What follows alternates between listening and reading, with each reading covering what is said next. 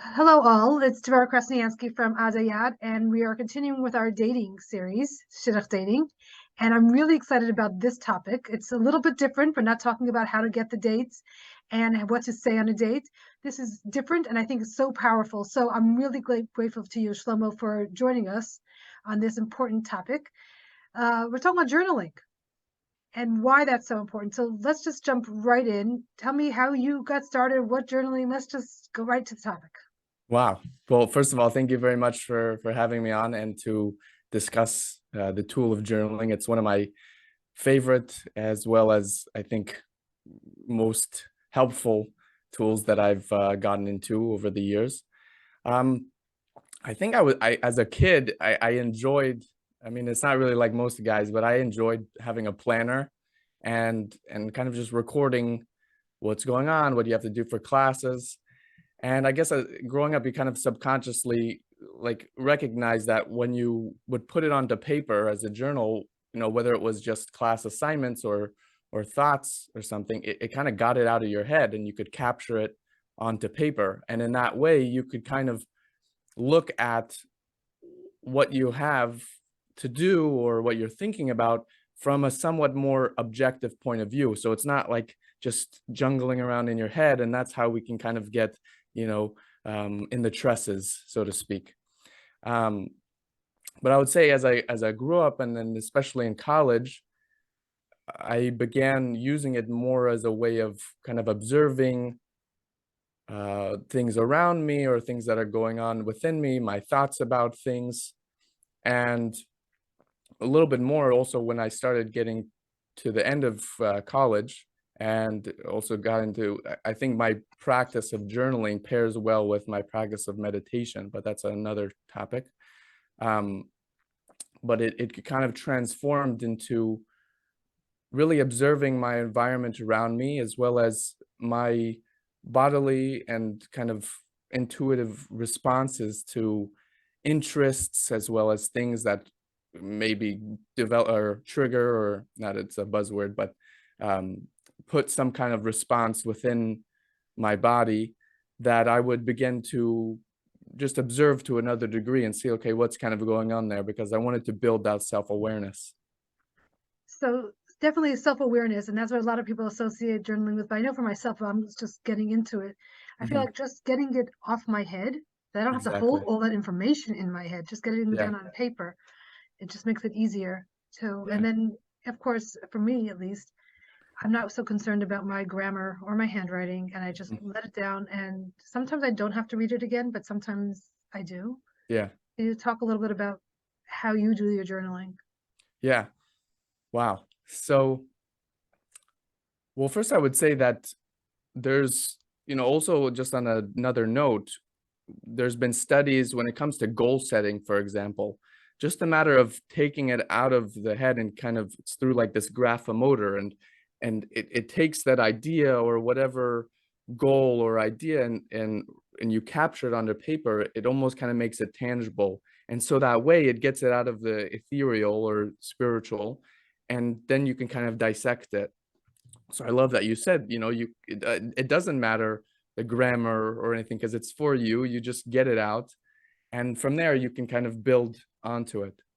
Um, to your question about my journaling practice, so I would say now primarily it's kind of takes on different expressions.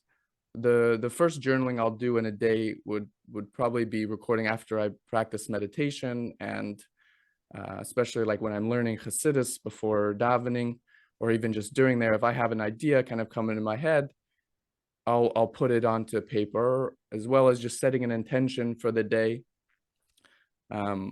It's really, nowadays it's a merging of different angles I took it before, like the proverbial practicing gratitude. And I used to write down 3 to 5 things I'm grateful for each morning. And so sometimes I'll merge that in if something kind of is on, sticks out to me, is on my mind or on my heart. A lot of other times I'll record ideas, or something just pops into my head. I'll put it onto paper, and I'll either build onto it or even just putting it on paper, kind of see its what it really is, or if it's something to develop further or not. But then there's really other ways that I use journaling, such as let's say I'm similar to like what you were mentioning. If I feel like I'm going through a little bit of a challenge per se, or just kind of overthinking things, I will observe my life, like where am I placing my attention, and I'll almost do like a mind map as well. So doodling is also a passion, like when it comes to journaling of mine. And I'll put like my name in the middle, and then I'll draw like circles out to all the things that my attention is going on, whether it's, being at yeshiva, or, all the creative stuff. And, since we're talking about Shidduchim, dating. And so I can see, okay, I really have my mind on a lot of things. And then like since we're talking about one area of journaling, I'll look at kind of this as a whole, like the life of myself in this moment, like where am I, a yeka, and then I'll bring to mind what's like the one thing, if I take care of, it'll have the greatest effect on all the other things per se. And then I can really prioritize and set my values, like what's really the most important thing right now, because I might have, interests in Shidduchim, let's say, or health and being at yeshiva and doing all the creative stuff. But by putting it on paper and kind of taking a step back per se, I can see, okay, so really, if I focus on myself, not in an egotistical way, but, growth and looking forward, and I see, really that's actually probably going to have the best effect on my health as an overall and well-being and my future. And therefore also, that's going to have an influence on who I'm going to date and how I'm going to date that person. And that's also going to influence my, career and the creative stuff. So it really helps organize and prioritize things. That I would say is one area. And at least just one more for the moment, I can share one really passionate about, and I'll align it with the topic of Shidduchim as well. But it's really intention setting or envisioning. So often as humans, when we're looking forward to something in the future, we kind of anticipate, or how we were taught growing up to anticipate the worst possible effect or possible outcome, because then, if you don't get that, at least you got something better than the worst. But really, as we learn, not just with Hasidus, but now modern sciences that's coming up, we have our thoughts and how we look forward towards something has such a powerful effect on us and the world around us. So we can actually think forward and set an intention of the best possible outcome. Now, it doesn't mean that we should be confined to it. I like to say, like when I help clients set a vision, define it, but not be confined to it. And so in that way, like, if let's say Hashem is granting you, how would you do it kind of thing, you can set, if I want to do this, this is what would make it really the most fulfilling. And in that way, I'll also like journal it onto paper, and then you can add more detail and build that clarity, which really helps you put it on paper. And then, sometimes we also have ideas, like, oh, I love, or, even when you're driving, sometimes you'll have a flash of like a vision of something of your future, and like, that's so nice. But if we put it down on paper, then we can even kind of develop it further and build from there, and focus on that, and allow, now having it put on paper, you're kind of taking the next step, and then Hashem will reveal different opportunities that seem to guide you towards that vision, such as with Shidduchim. So I mean, for me, what you were describing was a visual of, like in the first part, the visual of my life, like myself and all the different things that I'm busy with or the things that are happening. And I could imagine for a lot of people, especially those who are more visual oriented, would benefit from seeing their life on paper. And also, like I said before, they don't have to hold it in their mind, so that way they see it and then they can come back like a couple days later and say, oh, I have one more thing to add. Instead of Yeah. holding six parts of the six ideas in their head, it's all on paper, Yeah. which goes back to when I want to describe myself. I see it on paper, who I want, who I am, Yeah. or I actually may see on paper an aspect that I want to work on. Or on the flip, I know with Shidduchim, some people are very humble, and this Shidduchim is not always the place to be so humble. You have to actually highlight who you are. If you see it on paper, you can say, yeah, yes, I am that. So I think it works all ways rather than just trying to hold it. And then also we can journal and see what words come out of your pen Mm-hmm.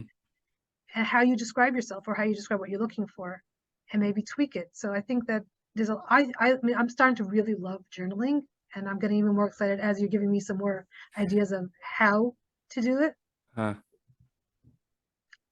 So I'm just curious, when you say journaling, do you, as a young people, still should be writing rather than typing? Yeah, for sure. There obviously there's uses and advantages to both, but especially I think when it comes to personally important matters such as, clarifying your values or journal, like almost like a diary type journaling, um, or setting things like that, it makes the process a little bit more intimate. Like also I think this example might help distinguish the two, um, at least the main part that I would get at to answer your question is that I've been writing a book for some time, and on my computer I used to type it, but on the computer that we have or on the phone, it's really, if we look at it like an environment, let's say, or like a room in the house, you do so many different things on that environment, such as, let's say, even just on my computer, I have email, I have social media, I have Zoom, I have the writing, I have note taking. Like, it's a lot of stuff that even if right now I'm on Zoom with you, it kind of like subconsciously, I've also used this environment for all those other things. So it's kind of like confusing. So if I want to write down, write the book or just journal something, but I also know, I'm just 2 clicks away from, let's say, Google or social media.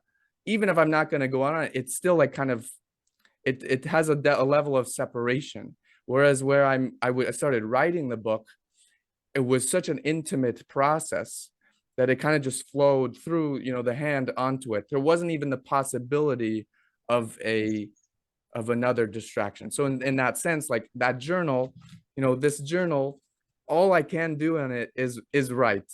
And in that way, it makes it a little bit more intimate and one with it. And also less distracting. Exactly. I mean, and that's a biggie. Yeah. Because if you're, I mean, journaling, I imagine, I mean, is letting your thoughts go. And if you're going to hear a ping from the WhatsApp, or even if you shut it down, but knowing, like you said, Yeah. that the computer just reminds you of all the other things that you could be doing. Yeah. Especially as a starting journaling, it's a little bit harder until it becomes a routine or until it becomes a habit, till we actually live the benefits. So if you can just take away some of those distractions, I could imagine that'd be much better. One of the things you also mentioned, I think it would be worthwhile to touch on, in that you were mentioning kind of working on your character traits or certain things that somebody wants to work on. When you put it down on paper, let's say journaling, let's use a practical example. Let's say somebody recognizes that they get frustrated quite often, or they have a little bit of insecurity and they want to work, and they notice that when they feel nervous, they employ some kind of pacifying behavior. Now, and they know they want to work on that. They want to be a more confident, secure person, or a more peaceful person, where they're not frustrated by when things, don't go their way. So by putting it on paper, saying, I want to become a more calm, confident type of person, then you write down, how are you thinking on a daily basis? How are you feeling on a basis? The garments of our soul that we talk about and we learn in Chassidus. And then by putting it on paper, you can see, when are those emotions or those reactions, when do they take effect, so to speak? Oh, I noticed, and you would put that down, let's say in the morning, you set that intention. I want to observe when that emotion comes up for me. And in this way, it also kind of makes it more like a game, because then when a button gets pushed, by somebody throughout the day, you're going to drive to work and somebody cuts you off and you get frustrated. You can recognize then and be like, aha, as opposed to then it bothers you and you take that mood with you the rest of the day. You can say, okay, I'm going to write this down. I recognize that when this happened, I get frustrated. Now that's an example. I think all of us can kind of get at least a little bit frustrated, but by putting it on paper as well with journaling and observing, you can begin to see, well, how long does it take me to go from that one point when the person cuts me off to the or like what's the stimulus and the response. It can kind of push it back, so to speak, so that you recognize, this caused me frustration, but hashgacha pratis, I have bitachon, whatever the case may be. Let me just realign and get back into the my gratitude state of being. And then that way, by putting it on paper, like you add more attention to it, and in this way you're more of a committed towards, this is something I really want to work on, and I'm taking steps towards improving my midas, my character traits. So that's first a practical question, and then I want to build on it. If you're driving and someone cuts you off, you can't be writing it. So No, how do you record it? Yeah, like wherever you get to the destination. Right. Because I actually read somewhere that if you're really wanting to check out your thought patterns, if something happens, just voice note it to yourself as possible. Of course, safety, safety, safety, but if possible, just voice note it to yourself so that you remember to add it to your journal, because you're looking for your thought patterns. Yeah. And then once you notice what your thought patterns are, then you can decide if that's something you want to work on, or if you're working on something else or whatever it is. But there's value in seeing your thought patterns, and those come through in a journal. Exactly. That awareness, like you mentioned, allows you then next time a similar experience comes up, you have already a skill or experience in changing that. So then when that frustration or whatever comes up, you can change that in a moment, and begin, obviously with practice, begin to rewire to see things more in a positive way. One of the things that I love about journaling is I'm starting to really separate myself from my thoughts. I am not my thoughts. Mm-hmm. I am noticing that I am having a thought and my thoughts are on paper and they are not me. And I find that that's one of the most powerful things that journaling can do. Is 1000%. Thoughts just come through us. Mm-hmm. And they're not us, especially when you put them down on paper and they were just thoughts on paper. Yeah. It's why it actually goes very well with, like I mentioned earlier, meditation, because with meditation, you learn to kind of zoom out and observe the thoughts that are coming. I want to bring this back a little bit more to Shidduchim specifically. Yeah. So there's pre-Shidduchim, like before you're actually meeting somebody, and that's where I want to start now, and then we can go into the power of journaling through the dating and as you're meeting somebody. So what are your thoughts on how we can use journaling before before you actually meet somebody? Yeah. Or as you're getting into Shidduchim, or as you are moving through Shidduchim phase? I would say and taking a practical angle with all that we've discussed so far, is to first, whether you're a man or a woman, to put some real thought into who's the type of person that you want to marry, or that I want to marry. How do they think? How do they act? How do they respond? What kind of work are they engaged in?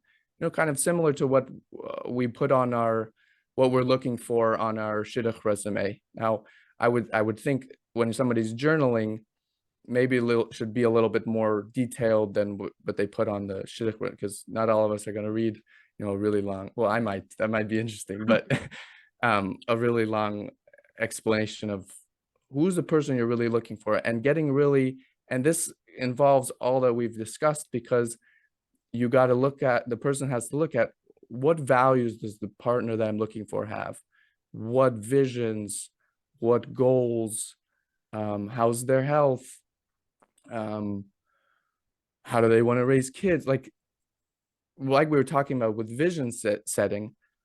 Get really clear, what is this person, who's the person that I want to marry, and then with the practice of the journaling and the setting the vision, and that we were just touching on, then the person who's writing it should become that person.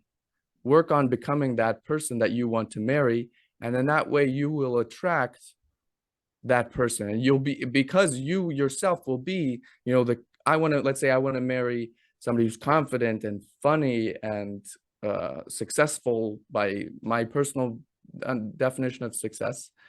And I'm not going to be able to notice that person if I myself am, I might be able to notice, but I won't be able to, let's say, bring the same to the table if I myself am not that. So what I'm hearing then is that when you make this list, notice if you are that, because if someone is, let's say, confident and you're very not confident, it's not really attractive. So if that's something that's really important to you, and if you're noticing that's a value to you because it's important to you, hence it's a value, then can you live up to that, or what can you do to get there? Precisely. So I'm also thinking this list is something that you can use later when you're dating, and to see that you actually got to experience that with the other person, something that you're looking out for, not something you want to proactively look out for, ask questions to create a circumstance so that you can maybe see it, and all these things. So that you go back down that list that you made when you were working totally from your head without the emotions of a specific person. Yeah. Well, you mentioned list, but I think if somebody makes it more of a vision per se, instead of confident and successful, instead of that's more left-brained, I would say do it more in a creative right-brained way, like design a scene per se, and you're out on a date with this person that you're going to meet, and you're at a nice restaurant or whatever the case may be, and she has these attributes, and she looks this way, and she wants to raise the kids, and in that way you can kind of see the scene in your mind, as opposed to just kind of a list of. That makes sense. Makes sense. And because as we've learned with journaling and intention setting and more of an evolved level of vision and goal setting, instead of just the thoughts, let's say, like I want this type of person, when we add senses and our feelings to it, it makes the vision more wholesome or more holistic. Because we have so many different senses, so in a sense you're also being able to pick up or attract not just what you're looking for, but like the saying, the well-known saying, I don't always remember what somebody said, but I remember how they made me feel. So similarly, because we are spiritual beings, we emit and attract who we are. So if we can involve the intention, what we're looking for, as well as the emotions and the scenes and the activities, what are you doing with your shidduch? What are you guys talking about? What activities do you go on? All of that, like, it brings it to life to a greater degree. So can we add the caveat that it's probably not going to be exactly the way you write it up? And so Yes. it's just, from what I'm understanding, then it's just a way to kind of really make it alive and real rather than a bullet list. Hmm. So when we say when we say confident, what does confident look like? What does it, well, I guess not what does it smell like, but that idea, like what does it look like? What does it sound like? Hmm. And fill it up, not just a list of adjectives. Yeah. And a excellent point about the caveat that it doesn't mean, and that goes back to what I was mentioning about defining it, but not being confined to it. We're ultimately, obviously, it's Hashem is what's bringing us the shidduch, or bringing us to it, and He's the one He ultimately knows what's best for us.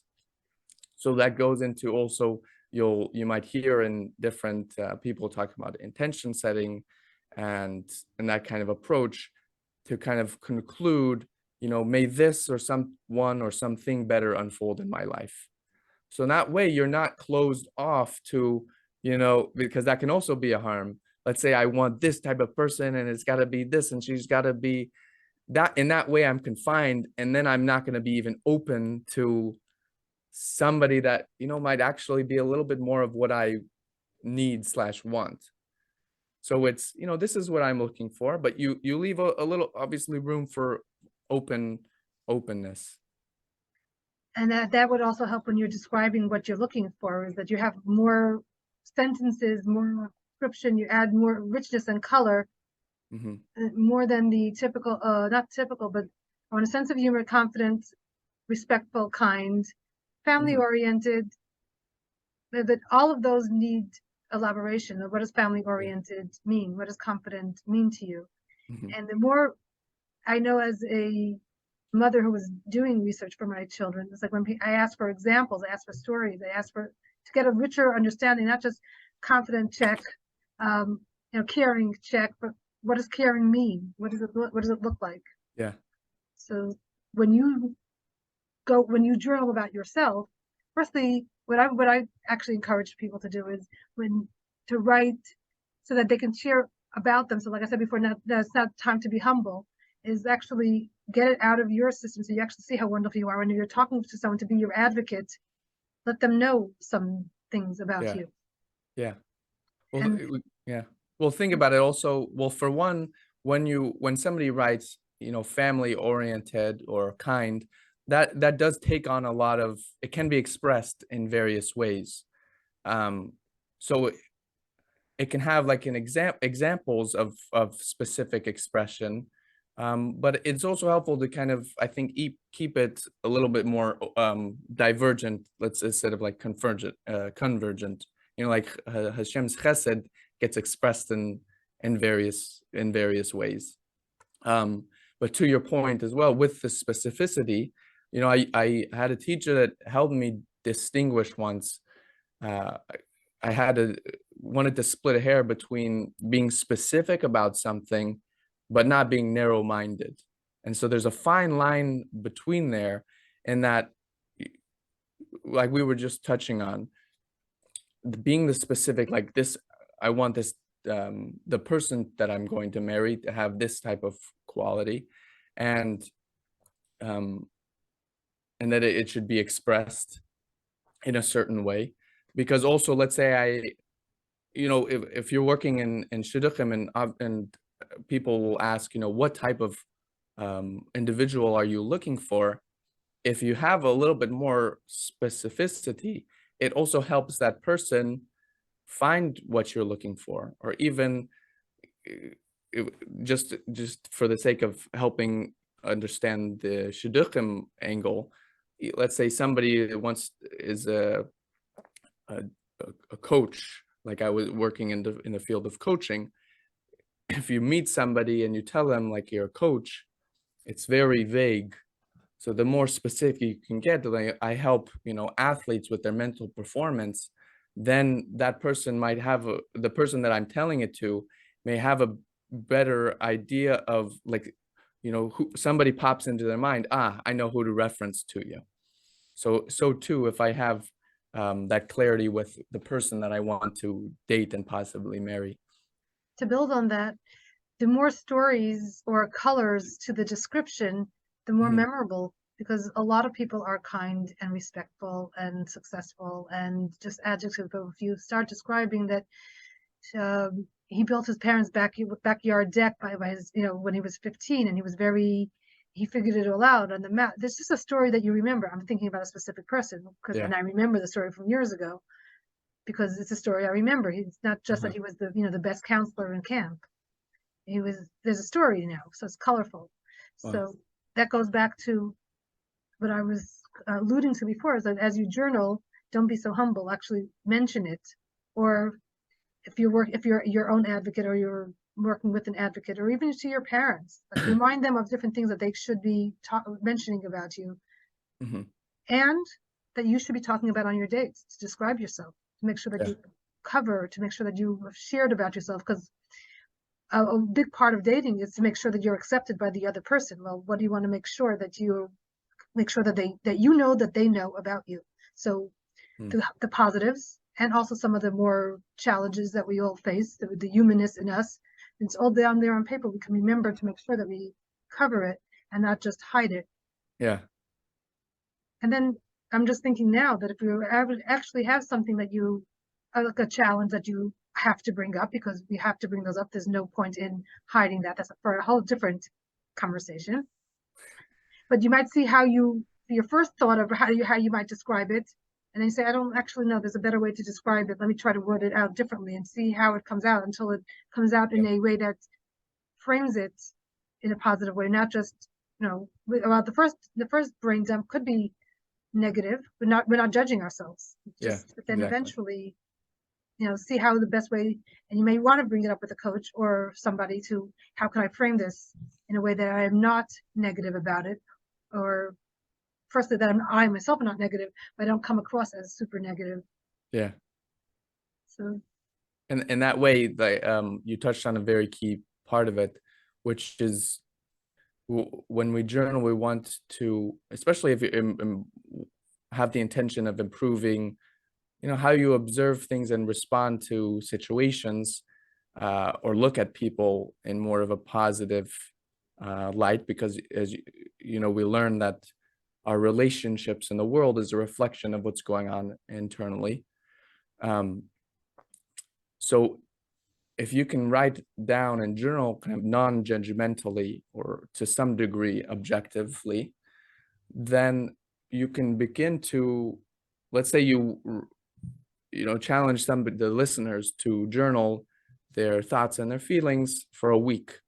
Then by the end of the week, you can kind of observe, how the person can observe, how have I been thinking and feeling throughout this week, and look at it, and not in a negative, or not in even a subjective way, but instead of writing, so this pairs why meditation, I think, goes very well with it, is like you were mentioning with you're not your thoughts. Part of being able to observe the thoughts is to not react to them. Sometimes we're all human. We have thoughts that, develops a kind of response, and it's like, whoa, where did that thought come from? And we're like, that was a bad thought. And we label the thought as bad, or we label, or we will see somebody and we'll see them in a negative kind of view, where like we start to judge them. That's not so much the problem as much as, don't get me wrong, that's something to work on, but when then we judge that judgment that we have, that itself is a resistance to that thought, which kind of actually builds onto it. So instead, if, like you were saying, observing or putting down on paper, instead of writing, John, I saw John today and he was, I didn't like what he was doing, and it was really bad. Instead, you try work on that specificity. And one of those words. Yeah. And you see, well, what did they do? And you kind of get very specific, and it developed this emotion within myself. And in that way, it's more an objective, like a scientist view of what happened, instead of, what he did was bad and how I reacted was bad, instead of good or bad, which kind of looks at things from a view of polarity and division. We can, practicing more of an objective view, you can practice more of a oneness view, because ultimately everything's from Hashem. So if everything's from Hashem, then it doesn't excuse maybe if you see somebody do something improper or quote unquote bad, by the meaning of like it's not a healthy choice or decision or action. But in that way, you're also not labeling the person, you're looking at the action. And then in that way, instead of looking at it bad, we're seeing it as, okay, maybe it was pleasant or unpleasant or intense, or the action they did wasn't a real expression of who they are. And that way you're looking at it from more of a wholesome and truthful, and from an angle of oneness as opposed to division. And that gets me thinking, because on one hand we say journal, just let it out, so you can notice your patterns, you can notice your thoughts, just even vent it out and just get it out, so that it doesn't stay inside. And if right here we're talking about to write from a little bit more of an objective way of noticing what is going on. So that seems to take a little more consciousness to great point. Yeah, I would say, because when we vent as well, let's say I have a lot of emotions around somebody and I just have to put it on paper. That is very beneficial, because like we've talked about, it's capturing it onto paper. But if we kind of read over it a lot, it redevelops those emotions within us, which may not be the most beneficial thing for us. Well, we can throw that page out. Yeah. So similarly, let's say for this week, if somebody is practicing observing the thoughts, what I was mentioning is something to work towards and observe. Somebody may very well write down that this was bad and today was a bad day and I really didn't like it, and that's fine. There's nothing wrong with that too. That's actually very beneficial, like we're talking about. But then let's say it comes to the end of the week. Now when I'm observing this, the person wants to how can I look at that day actually from more of a positive angle? Like what's the famous story of I think it was Reb Zisha or Reb one of the great tzaddikim, but they went. There was a guy that went to the Maggid of Mezrich, and he asked, like, I keep having I'm like a bad day and having these bad thoughts, and what do I do about it? And the Maggid sends him to, I think, let's go with Reb Zisha, but hopefully somebody will correct me on who it was in the story. But he takes a journey. He goes to the Reb Zisha, and he says, the Maggid sent me to go talk to you about having a bad day, because this Zisha was known for living in the seemingly worst of environments, but he was like such a happy person. And so he goes to him, and ultimately the response that he gave this person was, you must have come to the wrong person. I never had a bad day in my life. But what does it mean is that ultimately, because each day he saw was a service of Hashem.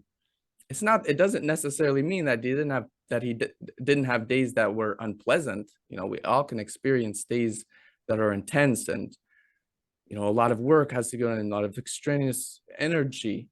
But to call it bad is a judgment call that may be limited, because there's also Gamz Latova, that story of Rabbi Akiva and Nachum im Gamzu. So similarly, just taking it back to the practical that we're talking about, somebody may write down, today was a bad day, or whatever the case may be, and to freely, write that. And then, but by the end of the week comes, since today's Monday, and you check next Sunday, Motzi Shabbos, and you observe, I actually kind of, this day I called it bad, but, really what happened? Was it really so bad? Why did I call it bad? What really occurred? And in that way, you have a progression towards looking at things from more of a angle of positivity and more non-judgmental. So what I'm hearing then is that sometimes it's just let it out, and sometimes there's a little bit more of an intention, or maybe like sort of like a journal prompt, like how can I reframe what happened as what the intention of this journaling session, as opposed to I need to just let it out, and that's the intention. Yeah.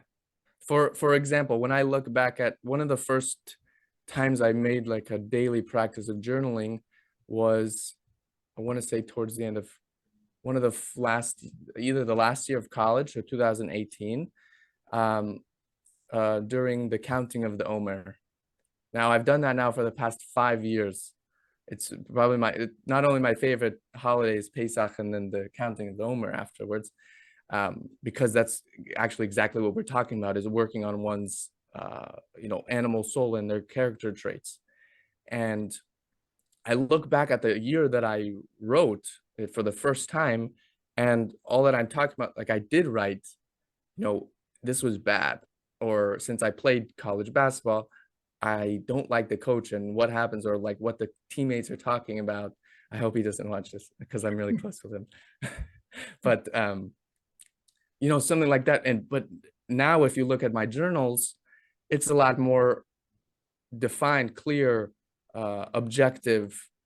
But in that way, like I'm saying, like this is also just 4 or 5 years back. Obviously, when I'm giving the practical example of a week, it may not be so much of a observation in such a short time, but it's something to also observe in the macro of how one person's observations of themselves and the life around them begins to change and transform.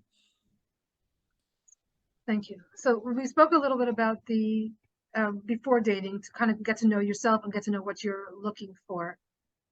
Now let's talk a little bit about the power of journaling throughout the dating a specific person, as opposed to dating as the full process.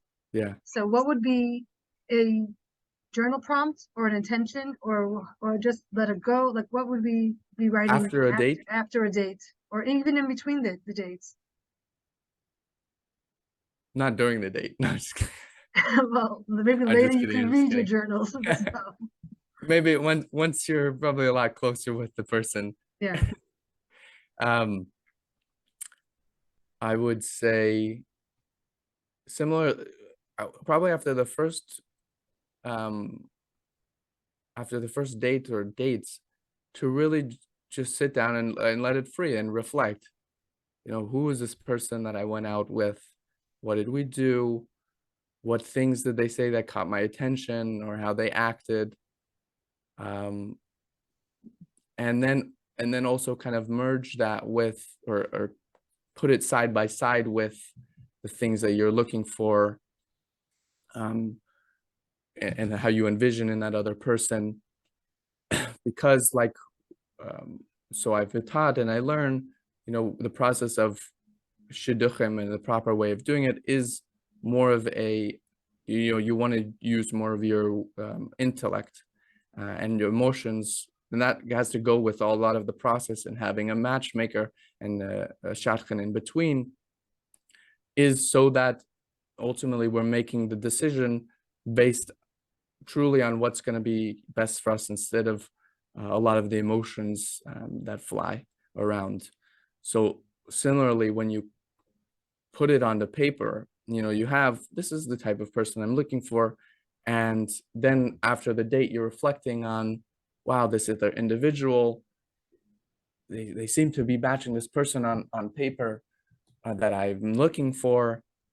So you have that thought part of it, or that intention part of it. But you also it is important also to reflect on how they made you feel, how are you around them. Like that stuff is also very important to just observe. So I would say after the first date, it would be just a freely, what are your thoughts and feelings about this person, and not in a judgmental way. Like one of the main parts we've been talking about is that we want to do our best not to be judgmental in our journaling, but too freely, write, just express, put it onto paper. How did the date go? What did you like? Maybe what wasn't something that you liked so much. Then maybe perhaps a few prompts that I've also been introduced to are, what are the things that you can live with that they do that maybe you didn't like? Let's say like the person was a little bit, let's say, I don't know, some example, insecure, they do something that you're maybe not so fond of, but what are the things you can live with, and what are the things you can't live without?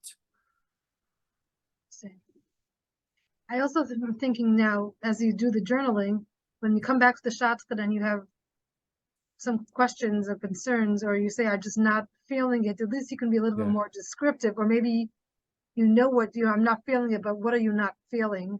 Yeah. And so that just let it, it's a way to process. Yeah. And then to be more helpful to those around you about like what is going on for you, what you do like. And even if this shidduch doesn't work out, at least for the future, the shotgun has a little bit more of a sense of what's important to you. Yeah. But if you don't know what's important to you, then you can't really articulate that. Yeah. So the journaling, I can imagine, can be very helpful. For sure. Which goes back to the way our shidduch system works, is that if you want to you come home from the date late at night, and then you want to journal, you may not have clarity by the next morning when the shotgun wants to know, which is, I think, which is okay, as long as the shotgun knows it's going to take 2 or 3 days for you to come back with the, Yeah. But that's a whole different part. But I think that to shortcut the processing just so that you can have an answer by the morning doesn't seem necessarily the right way, because the journaling is part of processing. So sometimes it's very obvious and you don't need to journal as much, or you don't need to journal at all. It's very obvious, hopefully a yes, but sometimes it's very obvious and is a mismatch from the beginning. And so we're not going to go into the mandatory second date. That's a whole different conversation. Go ahead. No, I think another thing too, after the dating, or even after you get posed a potential person to date, it's important to, I think, to observe and even journal what's your initial reaction to that potential date, because that'll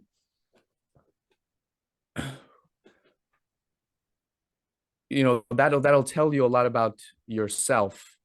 So whether it's, I'll start first with, let's say, after the date. Let's say the person actually expresses they do something that they're like really confident about. Let's say, I don't know, let's say you're on a date with a woman is on a date with a guy. I was just talking to my rabbi about this the other day, and they go to a nice like place, to hotel lobby, and they have a date or whatever, and all of a sudden, like because in the frum world we don't really listen to women sing so much. So let's say woman starts singing, and the guy that you're on a date with all of a sudden is like, we gotta leave. And this may be kind of like what are you talking about? Like, we just sat here, it's really nice. And then that way it kind of actually bothers the woman. Now I don't know, I didn't, first of all, I didn't grow up religious, so I don't know how different women might respond to that, but for this example. But then let's say you go home and you still have that date, but then you go home and you recognize that they kind of, at least in the moment, the emotions are like uncomfortable because we just got here and now I have to leave and go to a different place. Like, it's inconvenient. But then if you journal and you say, well, actually that was kind of happening within myself, and this person employed and displayed really quite some morals because he doesn't want to be in an environment like that. Now you can actually just switched how you looked at that situation. That might be something like after a date. Let's say before, like, you are shared a possible shidduch, and let's say you're shown the profile, but your initial response is like, no, like, I'm not really interested. But then if you kind of journal about that for a while, like, well, why did I just say this actually happened to me? It's a little soft subject, but since since to really help people out, somebody, you're given a potential match, and my initial reaction was like, no, I'm not interested, no thanks. But it was like one of those things that kind of just was on my chest, like for at least maybe a few months, until the point I was like, why did I say no? Like that was very judgmental of me. Like I don't even know the person until you eventually go on. But in that way, I'm sharing that you're able to journal and put those down on paper, and also observe my initial reactions or response to what occurred on the date. Right. But I'm just to build on that, if you notice that this happens several times, like you get this suggestion and you say no, and you get the suggestion and you say no, and maybe there's a pattern here, and what are you saying no to? So if you actually get it down on paper, you might actually be able to detect what that pattern is.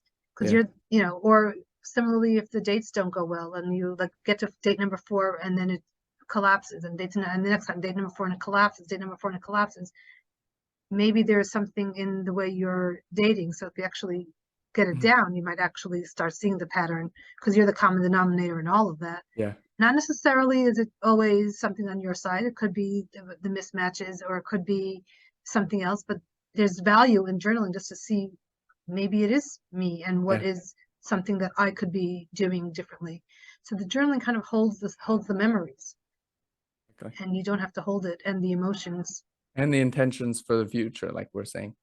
Right. We're touching on. So this has been very powerful. I think the concept of journaling.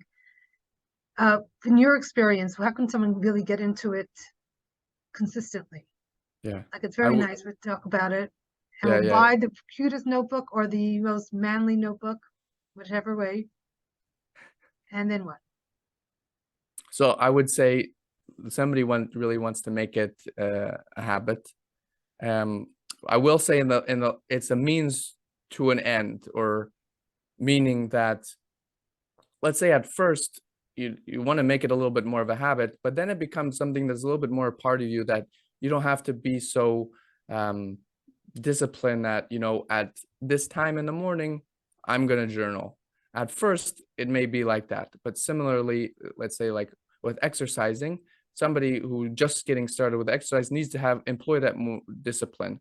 But then it takes a fraction of the effort to keep up that practice. So now I think let's break down the steps. So if it's like a personal journal, I do think also having a cool journal that you want, that looks nice and you want to open, that's also going to influence your practice of it. So like I really like these, let me find an empty page, but like these just somewhat travel journals, and my favorite are like with the dots. Yeah, I see those. Or just like a blank page, because like I mentioned, I like to draw and doodle. So, but you want to have like a cool journal that you're connected to and you like. If it's like, you can even get, like those strapped ones, whatever your heart desires, that like, or your budget can handle. Yeah, it sparks joy. You want to grab it and write it and flip through the pages. But I would say to really begin making it a practice would be to do it one of the first things in the morning. Before maybe even before you daven, if you're a gentleman or a woman, or even just one of the first things in the morning. That's probably one of the best times before you get on to social media or whatever's on your phone. That'll be the best. One of the first things in the morning, and then also even if you want before going to bed, because also like we were touching on, we touched upon, getting clear on what's the person that I want to date, and this is what I'm looking for, and I had this date. And even to the conversation we were talking about observing your thoughts and working on your character traits, the evening time is a wonderful time to reflect. How did I do today? You know, what knocked me off my horse? What developed, who pushed my buttons? But they're my buttons, to observe and to improve on. But so those are the really practical in that, you have that nice journal and maybe a nice pen or pencil. First thing in the morning and towards the end before you go to bed, like your evening routine. You also say like evening routines is the best start to a morning routine because you're setting that intention before you go to bed. Like we start our days in the evening, and then we have the day or the morning. And then thirdly, I would say in addition to, let's say you have a lot on your mind, you just want to capture on paper. Somebody who wants to just get started, let's say write down 3 things that you're grateful for. You can take that I'll allow the person to decide, but let's say you write 3 things you're grateful for, or you can take it another step and you say, what are 3 things I'm grateful for about myself, 3 things I'm grateful for in my life, and 3 things I'm grateful for that might happen today or in my career or whatever, something specific. Then what am I looking forward to today? Who do I want to be today? How can I be more of that person today? Different topics like that. I think also you mentioned I have a ultimate guide to journaling on my website, and towards the bottom I have different prompts, some of my favorite prompts to practice. So the other one that I like to do is lessons I learned today. Something, something that was easy to learn, or some things that were harder to learn. Mm-hmm. And sometimes it comes from the reflection of the day, like that I didn't say that right, or that didn't come out right. Yeah. And I didn't go back and correct that. So I don't do that every day because sometimes it's a lot, but you gave me a lot to think about, a lot of different journaling prompts, and I'm not doing it necessarily for Shidduchim, but I think that the journaling is a lot. And just add one other thing, as you're saying, at the end of the day, is if we get our thoughts down on paper, then maybe we won't bring them into our sleep, and we'll actually have a better night's sleep. Yeah. Yeah. So we don't come to our thoughts that waking us up, oh, I forgot this, or I wish I would have said that. It's all down on paper and it's taken care of. Tomorrow's schedule is on paper, so you don't have to think about what you're going to forget. So it's another aspect of journaling. So what I'm seeing is that there's a lot of positivity about journaling. It's just a matter of getting over the hesitation. Yeah. And it's like the writer's hump per se, just sitting down and doing it. And it's something, journaling's been a practice of mine for years, but I too experienced the challenge of like sitting down and just journaling occasionally. I could also see like after in the marriage, and I read the journal of that particular dating, not all of the dating, because maybe at that point, it's no point in going to read all the other stuff. But you can see some really nice highlights of the dating and of why you were attracted to each other. So that's something nice to keep while you're. You actually just reminded me of a story I once heard of some guy who wanted to get out of his marriage, and he went to the rabbi to talk about getting a divorce. And instead, he gave him a journal and said, for the next, maybe 30, 60 days, write something that you like about the other person. And it completely transformed by the end of the 60 days or 30 days, completely transformed the relationship, because now he was intentionally looking for what's something I love about this other person or that they did. And in that way, what we focus on expands. So we're going to see more of that positivity. Which is a nice way to end this. We started about journaling for Shidduchim, and then we're saying journaling throughout the marriage and beyond. So thank you very much. Can you talk to us about your website and the work that you do? Yeah. So my website is my name, Solomon, with all O's, Ezra, E-Z-R-A, that's my middle name, .com.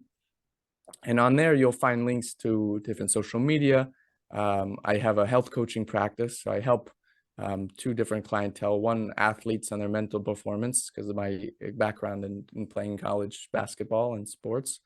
And then also helping, I like to say, everyday athletes like you and me improve their holistic health. So nutrition, mindset, meditation.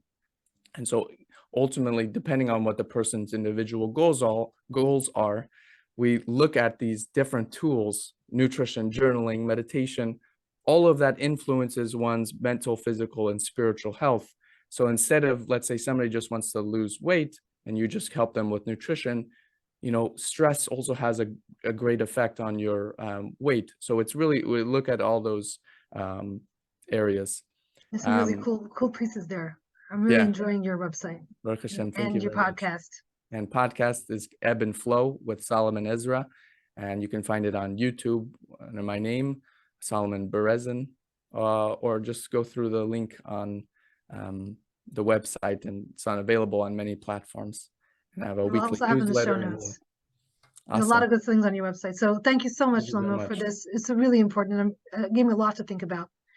And I'll put the link to your website here to get also, because you have a lot of good journal points that we didn't have time to really cover.